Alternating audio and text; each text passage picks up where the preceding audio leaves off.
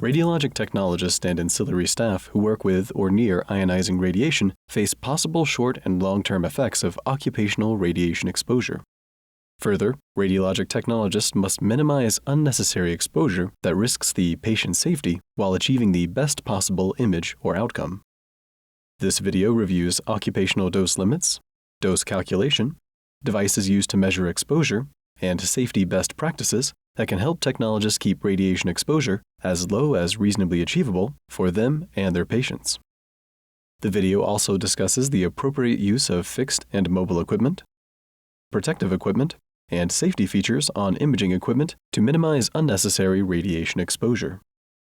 After viewing this presentation, you should be able to list the basic principles of radiation production, describe dose limits and measurement, explain safety measures including inherent protection and protective devices, identify safety best practices for radiologic technologists, discuss the risks of radiation exposure.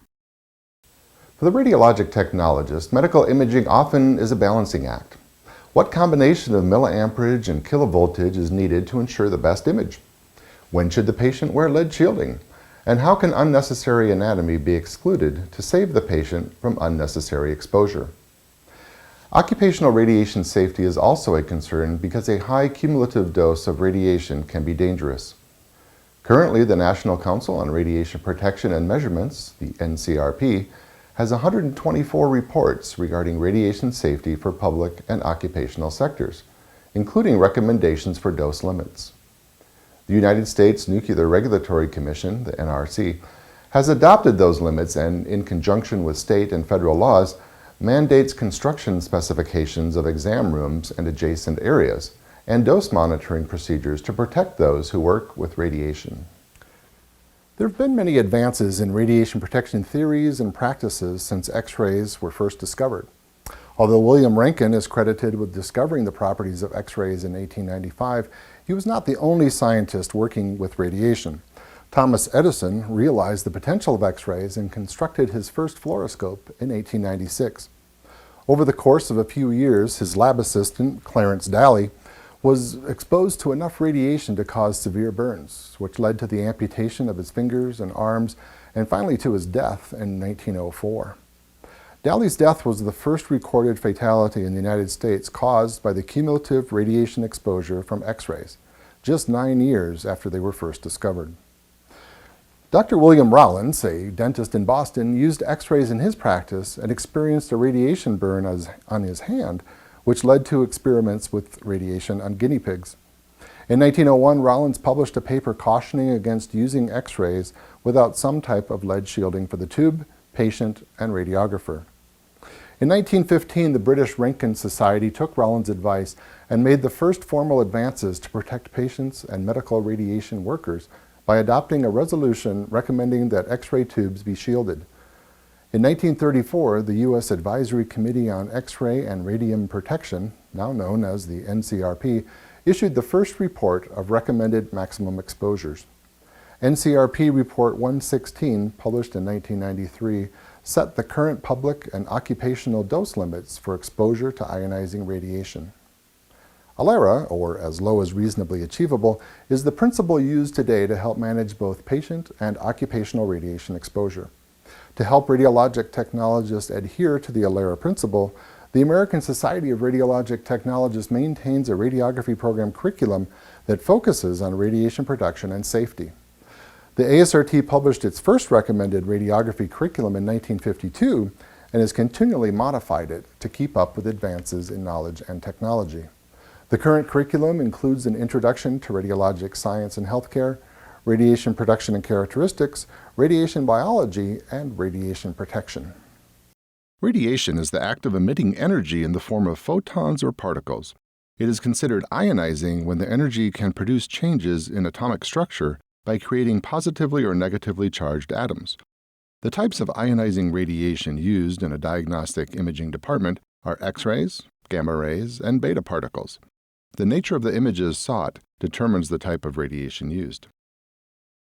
When most people picture an atom, they think of the structure described by Niels Bohr in 1913, a dense nucleus housing protons and neutrons, surrounded by electrons moving in elliptical paths. These ellipses are called shells. The shell closest to the nucleus is the K shell, with successive shells L through Q available depending upon the element. Each shell has a predetermined maximum number of electrons. In a stable atom, there are enough shells containing negatively charged electrons to balance out the number of positively charged protons in the nucleus. A neutron has no charge. Electrons are held within their orbit by binding energy. Ionizing radiation is any radiation capable of overcoming the binding energy and knocking an electron from its shell. Radiology modalities use different types of ionizing radiation. X-rays are created when an outside source bombards a target with an artificially created stream of electrons. The transfer of energy from the electron stream to the innermost electrons of the target's atoms creates X-ray photons with characteristics that identify the target material used. The resulting photons are known as characteristic X-ray photons. However, if the electron stream interacts with the nucleus of a target atom instead of the electrons, it produces Bremsstrahlung radiation. A Bremsstrahlung photon is created when an electron from the stream passes close enough to the target nucleus to be affected by its electrical field, or when it collides with the nucleus. Either interaction will result in a loss of energy by the incoming electron. This loss of energy becomes the new X-ray photon. Nuclear medicine uses beta particles and gamma rays rather than X-rays. A beta particle is created when an unstable isotope with too many neutrons emits an electron from its nucleus in an attempt to reach a state of stability. Gamma rays carry the same properties as X-rays, including ionization. However, they originate from the nucleus of an atom after an electron or a positron is emitted from it. The creation of both gamma rays and beta particles is considered radioactive decay or disintegration. The X-ray tube used in diagnostic radiography consists of a negatively charged cathode that emits a high-powered stream of electrons towards a rotating positively charged anode. The electrons react with the atoms of the anode, creating X-ray photons that are directed through a glass window towards the subject to be imaged. The original stream of photons produced is called the incident X-ray or primary beam. Within the diagnostic radiography range of kilovolts, X-ray photons can interact with human tissue in three ways: coherent scattering, Compton effect, photoelectric effect. Coherent scatter, also called Thomson, classical, or unmodified scatter, results when a low-energy incident photon causes tissue atoms to vibrate. An atom may absorb the incident photon and then expel a scattered photon with a change in direction, but no change in energy.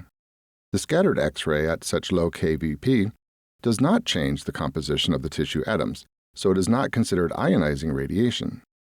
Coherent scatter does not increase patient or technologist dose and does not provide any useful diagnostic information, but it can cause fogging on an image receptor. Scatter radiation produced by the Compton effect presents the greatest danger to technologists. The Compton effect occurs when an incident photon interacts with an outer shell electron from the patient or other human tissue and knocks it from its orbit. The result is a scattered X-ray and a Compton electron, with a combined energy equaling that of the incident photon. Either one can also interact with more tissue. The Compton effect could happen with any X-ray photon, but it is more likely to occur as the energy of the incident photon increases. The scatter produced by the Compton effect is considered isotrophic, meaning it can travel in any direction from its point of origin. For example, if a patient is positioned for a posterior-anterior chest radiograph, a Compton pair may scatter forward, backward, to the side. Technologists can avoid Compton effect scatter from a single radiograph if they are in the control booth with shielding or stand at a sufficient distance from the potentially dangerous scatter. However, large amounts of scatter produced by patients during fluoroscopy can greatly contribute to occupational radiation dose. The photoelectric effect occurs when an incident photon interacts with an inner shell electron, such as the K shell. The photon knocks the electron from its orbit and releases all of its energy. The new photoelectron has energy equal to the incident photon minus the binding energy of the original electron. The binding energy of the K shell of human tissue is relatively low.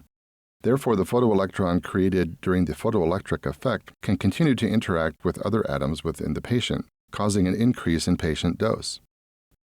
Radiation exposure is measured in a variety of ways depending on the nature of the radiation and the reason behind the measurement. Two different units are used to describe radiation, either conventional British units or the International System of Units, commonly known as SI units. In diagnostic radiography and computed tomography, the conventional unit of measurement of radiation intensity is the Roentgen, or Coulomb per kilogram. This measurement represents the amount of radiation produced before it interacts with an object and is based upon the potential damage of any particular dose of radiation to human tissue. The radiation intensity of diagnostic X-rays is generally measured in milliroentgens. Within the diagnostic department, patient dose is measured in radiation-absorbed dose, or grays, and occupational exposure is measured in radiation-equivalent man, or sieverts. Radiation-absorbed dose reflects the amount of radiation a person or body part absorbs as the X-ray photon passes through the body. The REM is based on the expected biological effect of a specific type of radiation exposure. Within the diagnostic radiography spectrum, 1 Roentgen equals 1 rad equals 1 REM. However, as we will see, this is not always true for all types of radiation. An isotope is an atom that has the same number of protons and electrons as commonly occurring elements, but differs in the number of neutrons. For some isotopes, this change in neutrons makes them unstable and different processes occur to correct this instability. Disintegration describes the process that occurs when the nucleus of an unstable isotope emits a particle in an attempt to reach stability. Radioactive isotopes, such as those used in nuclear medicine, are measured using the Curie or Becquerel. The Curie and Becquerel are measurements of the quantity of material, not necessarily a measurement of radioactivity produced. The potential damage of any type of ionizing radiation on human tissue is expressed as relative biological effectiveness and is measured using the REM or the sievert. Diagnostic X-rays, gamma rays, and beta particles are each assigned an RBE of 1. Larger and more damaging particles, like alpha particles, are assigned a higher RBE of 20. The NRC mandates that all workers who are routinely exposed to radiation be monitored so that they do not exceed the annual dose limits set forth by the NCRP.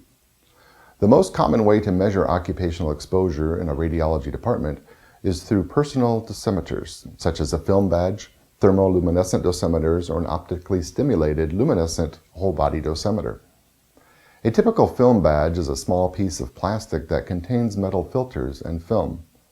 The filters interact with radiation received by the wearer and leave an impression on the film.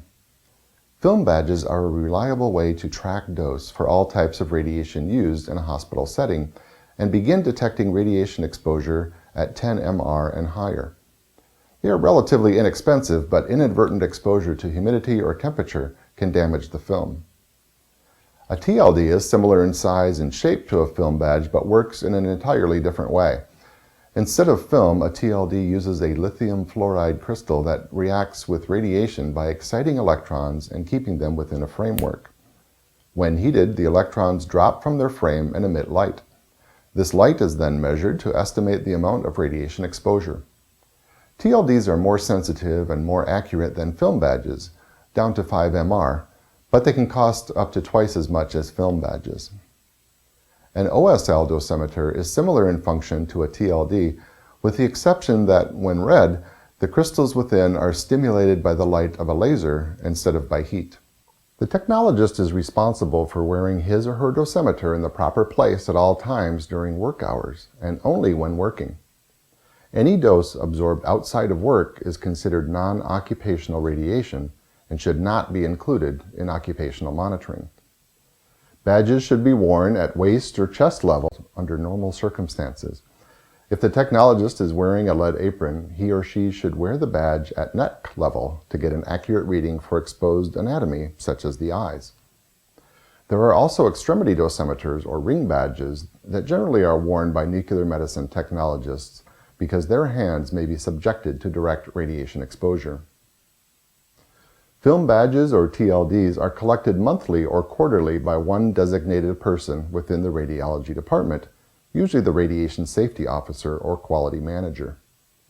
The dosimeters are sent to an outside company that processes them and prepares a report for the radiation safety officer. Per NRC regulations, all employees are allowed to see their reports. If there are any suspicious spikes in radiation, The radiation safety officer will try to determine a specific cause and provide counseling to the employee. Pregnant technologists should wear a second dosimeter at waist level. When wearing lead, the technologist should place the abdominal dosimeter under the shield. This is called a fetal dosimeter or fetal monitor. A pregnant radiologic technologist is under no federal obligation to report her pregnancy to her manager, but full disclosure will make it easier to avoid any unnecessary exposure. Not exceeding the radiation dose limit for an embryo or fetus is easily achieved by following the time, distance, and shielding rules. A pregnant technologist should wear a wraparound lead apron or skirt and vest when assisting during fluoroscopy. The dosimeter should once again be worn at waist level and beneath any lead shielding the technologist wears. Any questions regarding possible exposure to the fetus should be referred to the facility's radiation physicist or radiation safety officer. Occupational dosimetry is mandated by the NRC to keep radiation exposure within the limits recommended by NCRP Report 116. The general public is limited to a yearly whole-body dose of 500 millirem, or 5 millisievert. Radiation workers are allowed 10 times more radiation for total body dose of 5,000 millirem, or 50 millisievert. However, there is also a cumulative occupational dose limit in effect of 1,000 millirem, or 10 millisieverts, times age in years. For example, if a radiologic technologist is 35 years old, his or her total exposure should not be more than 35,000 millirem, or 350 millisievert. The radiation safety officer must make available a cumulative occupational dose history form if requested by a technologist. Yearly dose limits for specific body parts are based on their radiosensitivity and susceptibility to damage from ionizing radiation. These limits are based on the work of two scientists who described this phenomenon. The law of Bourgondier and Tribondeau states that radiosensitivity of a cell is determined by 4 factors: differentiation, age, activity rate, and rate of mitosis. Stem cells, younger cells, very active cells, and rapidly dividing cells are more radiosensitive than differentiated, older, dormant, or dead cells. The dose limits for adults who work in any field containing a regular, continuous chance of exposure to radiation are 15 rem, 0.15 sievert to the lens of the eye, and 50 rem, 0.5 sievert to the extremities or skin of the entire body. Embryo exposure is not differentiated between radiation workers and the general public.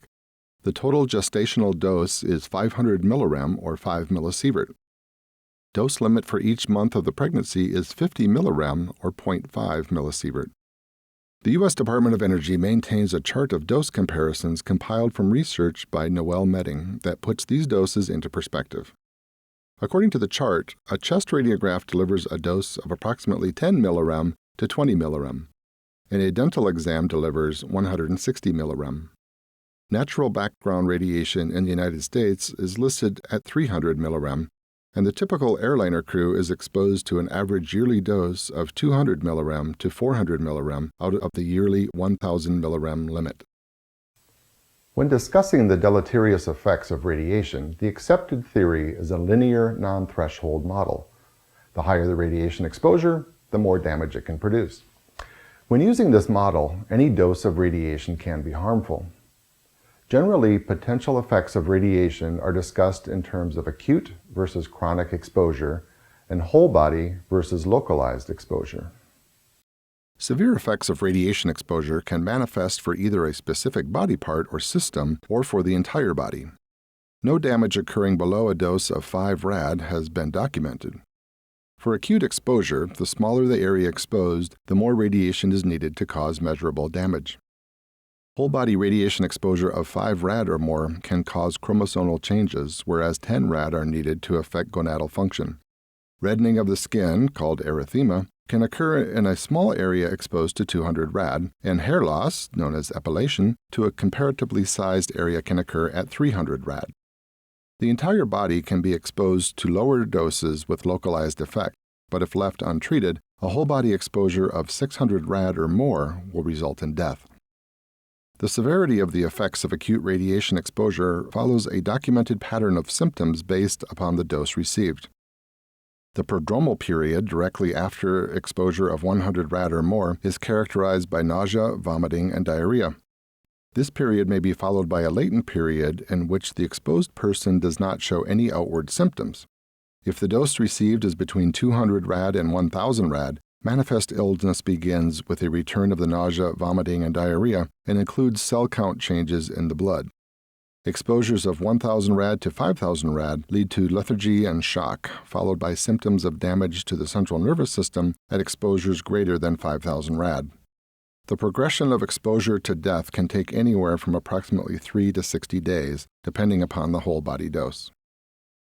Atomic bomb survivors are a unique population that scientists continue to observe to determine the effects of short-term exposure over an extended period of time. The Radiation Effects Research Foundation is a cooperative effort between Japan and the United States to track statistical evidence of cancer and other diseases in the survivor population. According to the Radiation Effects Research Foundation, incidence of radiation-induced cancer coincides with the age at exposure and the time elapsed since exposure. Statistics indicate that the younger the age at exposure, the higher the incidence of cancer, which follows the law of Bourgonje and Tribondeau. However, for those victims who lived more than 20 years past the bomb, risk of leukemia became equal to that of the non-irradiated population. Chronic exposure to ionizing radiation, even at low doses, has been shown to lead to several health conditions. Cataracts, leukemia, and several types of cancer have been linked to radiation exposure in certain populations, including radiation physicists and early radiologists who practiced before modern safeguards were in use.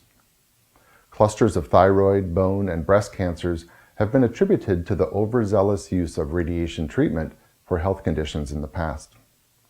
It's an unfortunate truth that some patients are over-radiated in the name of diagnostic imaging. Although the benefits generally far outweigh the risks, there are documented cases of patients suffering erythema, epilation, or worse because of fluoroscopy or similar imaging procedures. The National Institutes of Health is conducting research on the risks of developing cancer from occupational radiation. With the exception of a possible but still unproven link to breast cancer, modern radiologic technologists are at no greater risk for cancer than non-radiation workers. However, following radiation safety guidelines is crucial. As a working technologist, you have several ways to protect yourself from radiation exposure, such as limiting your time in a room where ionizing radiation is being used, increasing your distance from a radiation-producing source, and personal protective equipment. The inherent protection provided in equipment construction and workplace design is also designed to protect you. Probably the most powerful tool for you to use to protect yourself and your patient is your understanding of the nature of radiation.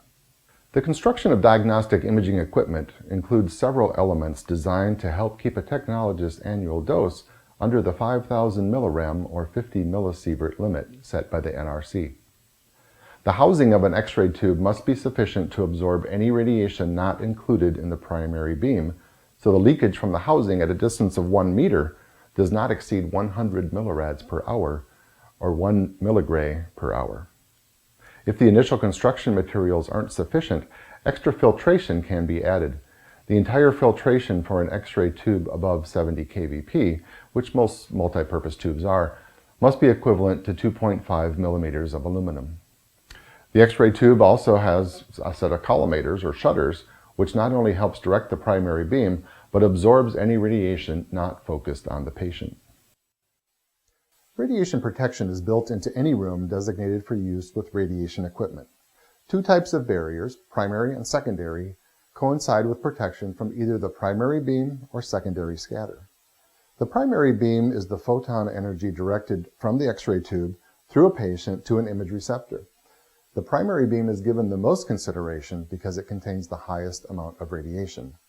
Any wall, including ceilings and floors, perpendicular to the path of the X-ray beam must have at least an equivalent filtration of 1/16 inch of lead. This is considered a primary barrier.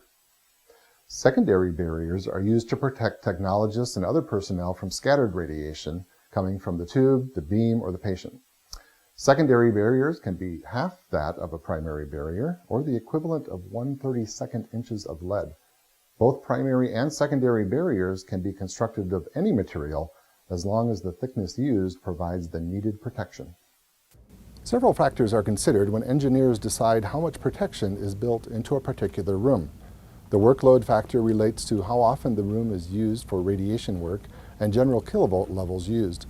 The occupancy factor refers to the use of rooms adjacent to the radiation workspace, who is using them, such as radiation workers, non-radiation workers, or the public, and the possibility of exposure. The calculations for these and recommended construction information are included in reports 49 and 102 from the NCRP. Radiologic technologists don't have to think about inherent protection because it is a built-in safety feature in all radiology departments. However, technologists can take steps to further protect themselves from primary and secondary radiation. One method of protection is a mobile shield, which is a vertical piece of plexiglass or metal on wheels. It can be positioned so that a technologist or other personnel can step behind it during a fluoroscopic procedure or radiographic exposure when a lead apron isn't available or practical. These devices should contain between 0.5 millimeter and 1 millimeter of lead equivalent to absorb scatter radiation sufficiently. Mobile shields are particularly useful in the operating room when one diagnostic image is being taken, but they aren't very practical for use with the C-arm. The term lead shield can be misleading because many shields are no longer made of lead, but instead use a lighter weight composite of other metals such as tungsten or tin at a thickness that's equivalent to the properties of lead. Lead shields come in different shapes and sizes to protect certain body parts. The most frequently used apron is the body apron, which must be at least a lead equivalent of 0.25 millimeters. The apron is used to protect the bulk of the chest area down through the gonads on the anterior side. Aprons generally have Velcro straps that are used to secure the sides, but some have wraparound straps that place less stress on the shoulders and back. Because aprons only protect a wearer from the front, a technologist should never turn his or her back to the primary beam or the patient who may emit scatter. This same lead equivalent applies to vest and skirt shielding, which can be used during fluoroscopy. This pairing provides full protection from the chest to the gonads for the front, back, and to the sides. Compared with an apron alone, the extra protection of the vest-skirt combination increases the weight of shielding and might be a consideration for the technologists. Because of the one-size-fits-all approach, lead aprons and vests may fit loosely and generally don't fully protect the thyroid, which is a butterfly-shaped gland that sits above the sternal notch in this area. This gland is sensitive to radiation and should be shielded whenever possible with a thyroid shield of 0.5 millimeter lead equivalent or greater. A thyroid shield is fairly lightweight, wraps around the neck, and is secured to the back with Velcro. Although the radiologic technologist should avoid intersecting the primary beam if possible, sometimes it's unavoidable, especially during fluoroscopy. During upper GI exams, for example, a technologist may need to help patients turn over or hand them barium to drink during the test. In these cases, the technologist should wear lead-lined gloves to protect his or her hands and wrists. These gloves must have at least a 0.25 millimeter lead equivalent. Additionally, protective eyewear should be worn during lengthy fluoroscopic procedures. Slightly heavier than regular glasses, protective eyeglasses should have side panels of leaded glass and must have 0.5 millimeter of lead equivalent. Technologists can reduce their exposure to 1/4 of the original dose by doubling their distance from the source. For example, if a technologist stands 1 foot from a source of radiation where the intensity is 10 MR, and then moves back another foot from the source, the inverse square law tells us that the intensity of radiation will be reduced to 1/4 its original reading. So doubling your distance from a radiation source will reduce your exposure to 1/4, or in this case, 2.5 MR. Time, shielding, and distance are cardinal rules of radiation protection. Understandably, limiting exposure time helps minimize dose, and shielding protects the technologist from low-dose scatter radiation. However, maintaining distance from the source of the scatter is the easiest way for technologists to protect themselves. During their initial education, radiologic technologists are taught that time, distance, and shielding are the best ways to protect themselves from radiation exposure and adhere to the ALARA principle. If technologists spend as little time as possible near radiation, stand as far as possible from the source, and use their shielding, their occupational dose should stay relatively low. However, special considerations should be taken into account depending upon the modality. Modern radiography departments may use computed radiography, digital radiography, film cassettes, or a combination of all three. Regardless of how the image is captured, the radiation used for any type of radiography is the same. Although the chosen imaging method may affect patient dose, the same types of protection apply for radiologic technologists regardless of the imaging method. The control booth is a safe area behind secondary barriers. If the construction of the room is up to code, the radiation in this area will be held to a maximum of 100 millirem or 1 millisievert per week. The control panel for the X-ray tube contains exposure controls and an exposure button that can be connected by a cord so that the technologist can hold it in his or her hand. The cord should not be long enough to allow the technologist to enter the imaging room while making an exposure. For the safety of both the technologist and the patient, there should be a leaded glass window that allows the technologist to watch the patient without being exposed to radiation. Basic radiography rooms are used for many types of examinations, and generally the X-ray tube can be pointed in any direction. The technologist is responsible for ensuring the tube is never pointed at an open doorway, the control booth wall or window, or anything other than the image receptor. Also, focusing the beam collimators and using the smallest field of view necessary ensures that the patient and technologist are exposed to the least amount of radiation possible. If a patient does need help remaining still during an exam, patient restraint devices can be used instead of having a staff member hold the patient in place. Some exam tables have safety straps, and wall units have stabilization bars. Most diagnostic radiography departments also have sandbags that can be used for several purposes, including weighing down patients' arms for a cervical spine study, securing a pole that the patient is holding for stabilization, and keeping an extremity in a particular position. Adhesive tape should only be used as a last resort to keep a patient or body part still, and only if the patient gives consent. If personal assistance is necessary, a member of the patient's family should be the first choice to remain in the room with the patient during an exam, provided that that relative is not pregnant and does not suspect that she may be. If a member of the family isn't available, a hospital employee who generally is not exposed to occupational radiation, such as a nurse, can help. Radiologic technologists should be the last choice to help a patient stay still during an examination. Finally, whoever remains with the patient in the exam room for this purpose, hospital staff member or not, should be advised of possible radiation exposure and should be given a minimum of a lead apron with a thyroid shield and leaded eyewear if needed. If a patient is not able to come to the imaging department, basic radiographs can be taken using portable radiography equipment. The technical factors used in portable imaging may be slightly lower than a fixed machine, but the technologist generally doesn't have an opportunity to leave the room and take the exposure remotely. To ensure the technologist's safety, the cord to the exposure button on a portable machine must be at least 6 feet long. Each portable X-ray machine should have a hook or storage place for a lead apron, which technologists should wear when performing portable exams. Additionally, the technologist should stand at least 6 feet away from the patient and at a 90-degree angle from the primary beam, where there is the least amount of scatter. Fluoroscopic units are located in diagnostic imaging departments and are typically used for studies involving ingested or inserted barium, or for needle placement such as a myelogram. The table can be positioned horizontally so that the patient lies prone or supine, or it can be tilted vertically to allow the patient to be examined in an upright position. Whereas radiography is static, fluoroscopy is more dynamic because it uses X-rays to show real-time images during a procedure. A general fluoroscopic study uses the same X-rays as a regular tube, but it involves a continuous projection of the primary beam instead of one exposure.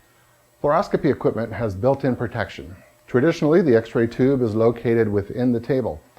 Although some models may have the X-ray tube over the table, both types have the requisite housing to prevent radiation leakage. If the tube is located within the table, the tower is situated above the patient or in front of the patient if the table is positioned vertically, and contains the image intensifier or the receptor. Considered a primary barrier, the tower requires at least 2 millimeters of lead equivalent shielding. The table contains a Bucky tray to hold a cassette for a single image. When the fluoroscopy unit is used, The tray is moved to the patient's feet so that the opening in the side of the table is shielded by the tray's slot cover, which contains at least 0.25 millimeters of lead equivalent. A curtain of at least 0.25 millimeters lead equivalent should be connected to the tower when the table is positioned horizontally. If the X-ray tube is above the patient, then corresponding safety precautions should be taken to satisfy recommendations made in NCRP report number 102. During fluoroscopic procedures, a radiologist, a technologist, and occasionally other personnel are in the exam room with the patient. It is especially important for all personnel to adhere to the rules of time, distance, and shielding during fluoroscopy. The pedal, pulse mode, and timer can help with limiting the exposure time. The main exposure button for fluoroscopy is a foot pedal, which may be a rounded piece of rubber that lies flat on the floor, or a metal pedal. The foot pedal is attached to the fluoroscopy unit by a long cord and is generally positioned so the radiologist can stand on the pedal while manipulating the fluoroscopy tower. The pedal is called a dead man switch because the beam will stop if pressure on the pedal is removed for any reason. There also will be an exposure button on the tower or the table console of the fluoroscope that the radiologist may prefer to use, and it must be continuously pushed. The fluoroscopic tube also has the option for a pulsed beam for fewer frames per second. For general fluoroscopy work, this will not interfere significantly with the diagnostic quality of the test. However, it will reduce patient dose and scatter production as a result. Fluoroscopy units are equipped with timers that will sound an alarm after 5 minutes of fluoroscopy time, forcing the technologist or radiologist to acknowledge the cumulative exposure time and silence the alarm. Even before the alarm sounds, it is within the scope of practice for the technologist to remind the radiologist of exposure time for the safety of everyone in the room. Alarms will continue to sound at each 5-minute interval of fluoroscopy time. Keeping a sufficient distance from primary and secondary sources of radiation during fluoroscopy can be a challenge. The technologist is often called upon to help move the patient or manipulate equipment during an exam. According to the inverse square law, the technologist should stand as far away from the patient as possible while still being able to perform his or her duties. Shielding is essential for technologists and any other personnel present during fluoroscopy procedures. Often technologists must stand near the primary beam and the patient whose body generates scatter to assist the radiologist with the exam. Personnel should wear a full lead vest and skirt, thyroid shield, and leaded glasses. If vests and skirts are not available, technologists should wear aprons and pay special attention not to turn their backs toward the primary beam or the patient, because the physician could initiate the primary beam at any time. Although lead gloves may not be practical for tasks that require dexterity, they should be worn if technologists' hands might make contact with the primary beam or the patient. Several routine procedures in the operating room require a radiologic technologist's assistance. Plain radiographs often are used to check the location of a needle in spinal surgery or to perform a quick cholangiogram after stent placement. The biggest adjustment when using a portable machine in the OR is beam intensity. Because of the sterile surgical site and surrounding area, the intensity of the beam may need to be increased or decreased to compensate for changes in source-to-image distance or object-to-image distance. The technologist should always use a mobile shield or wear a lead apron and extend the full length of the 6-foot cord on the exposure button to ensure the lowest occupational dose. Similar to a portable fluoroscopy machine, a mobile C-arm also is used in the OR. It is shaped like a C with the X-ray tube mounted on the bottom curve and the image intensifier or receptor on the top curve. This unit can be useful in the OR for both static and real-time imaging of fixation screws, pacemaker lead placement, or angiographic work. A C-arm can be draped for sterility and moved over and under the patient rather than moving the patient themselves. The challenge for the technologist is keeping track of the X-ray tube and therefore the direction of the primary beam, as its mobility means it can irradiate the patient and surrounding personnel from almost any direction. A C-arm generally has 2 basic exposure buttons. One on a cord or remote that's similar to a portable X-ray machine, and one is a foot pedal that may be by itself or included in a panel of several different pedals. C-arms generally have the same capabilities as fixed fluoroscopic equipment and can be operated in pulse or angiographic mode using other pedals on the foot panel. When in an OR with a C-arm, the technologist is within his or her scope of practice to remind the physician or other personnel of radiation safety guidelines and to ensure his or her own safety by wearing wraparound lead and a thyroid shield.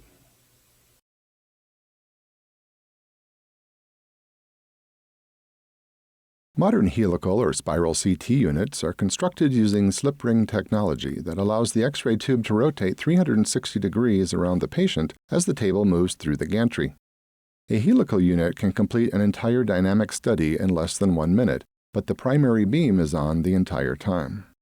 Because of the continuous exposure of the beam, patient dose in CT can be significantly higher than in radiography.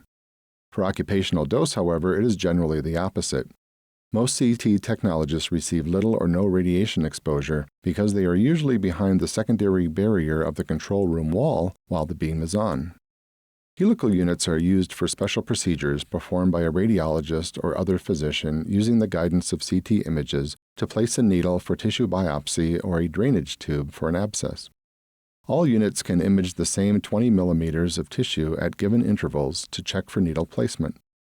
Some CT units are also capable of fluoroscopy, which can reduce the length of the procedure because it provides real-time imaging. However, CT fluoroscopy also can raise the patient's exposure if the radiologist or other physician does not use the fluoroscopy pedal carefully. As in radiography, raising patient exposure produces a greater amount of scatter, which increases occupational exposure for technologists and other personnel who may be assisting in the exam room. Wraparound lead and thyroid shields should be worn, with leaded glasses if needed, by any technologist or other personnel who must assist the patient during the exam.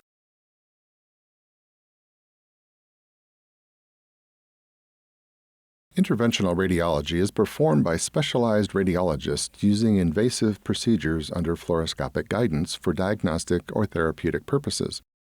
The equipment used in interventional radiology looks similar to a C-arm used in the OR, and although it differs in some aspects to regular diagnostic equipment, the X-ray beam and resultant scatter are the same. Interventional radiology procedures generally require more time, up to several hours more, than fluoroscopy procedures conducted in the diagnostic radiology department. Because of the length of time the technologist is exposed to the beam, working in the interventional radiology suite generally carries the greatest risk of occupational radiation exposure, up to 15 times more than general radiography. To minimize their exposure, technologists should follow all shielding guidelines, and they should also be rotated between the exam room and the control room.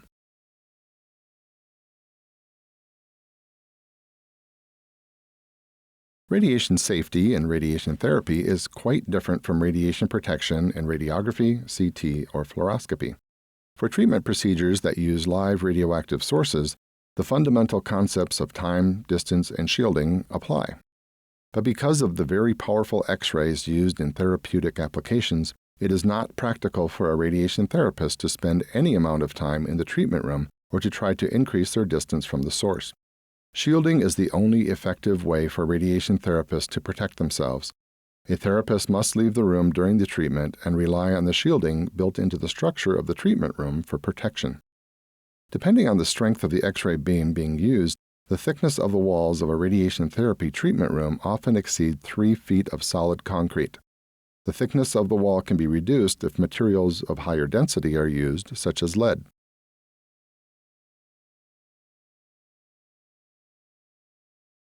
All members of a diagnostic radiology department may be called upon to assist with transferring a patient to an exam table or transporting a patient between modalities. Therefore, all technologists should understand the differences in radiation safety requirements between radiography and nuclear medicine. The machinery used in nuclear medicine does not emit radiation and poses no risk to the patient or technologist. Any risk of exposure to a nuclear medicine technologist comes from radiopharmaceuticals, which are radioactive isotopes combined with particular drugs to pinpoint the body part of interest. Exposure can happen either before or after the radiopharmaceuticals are administered to a patient. Radioactive isotopes are stored in special containers in a clearly marked room per NRC standards. The dosage of any particular isotope is based on its half-life or the amount of time it will take for the radioactivity to be halved. Once the correct patient dose, measured in millicuries, is calculated, the nuclear medicine technologist administers the radiopharmaceutical to the patient while following established department protocol.